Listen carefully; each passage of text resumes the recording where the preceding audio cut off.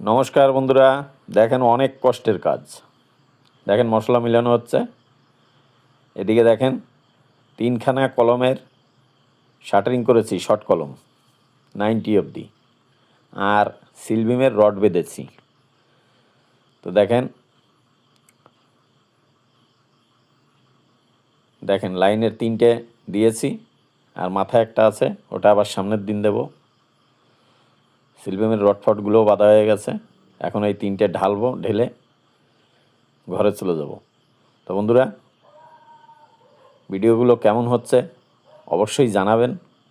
আমি নতুন, চ্যানেলটাকে সাবস্ক্রাইব করে দেবেন, ভালোবাসা উৎসাহ দিয়ে পাশে রাখবেন, যাতে এরকম নতুন নতুন ভিডিও নিয়ে আমি আসতে পারি আপনাদের মাঝে।